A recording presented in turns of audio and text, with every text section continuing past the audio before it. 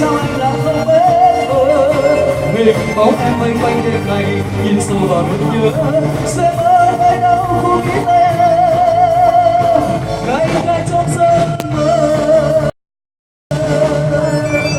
Vâng, quý một lần nữa cho đến đâu.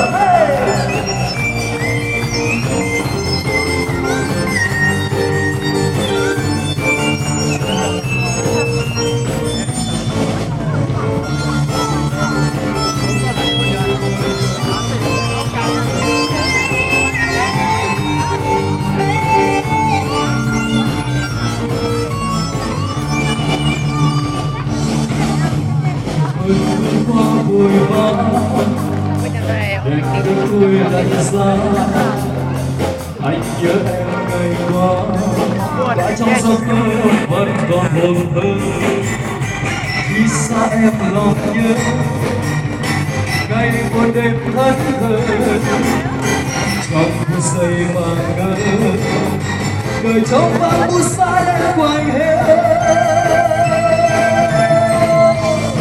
vì anh yêu em và trong giấc mơ đêm tình anh cho em đã không biết hình bóng em bay quanh đêm hay nhìn sâu vào nỗi nhớ đêm anh có em trong đêm mơ vì anh yêu em và trong giấc mơ đêm tình anh cho em đã không biết hình bóng em bay quanh đêm hay nhìn sâu vào nỗi nhớ sẽ mãi nơi đâu không biết tay em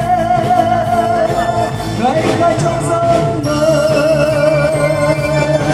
dù em ở nơi đâu cũng biết tay em.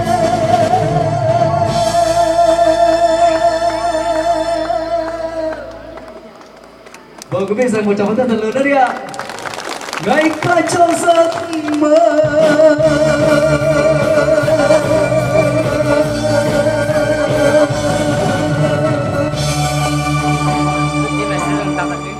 Vâng, một lần nữa xin chân thành cảm ơn bà con rất là nhiều.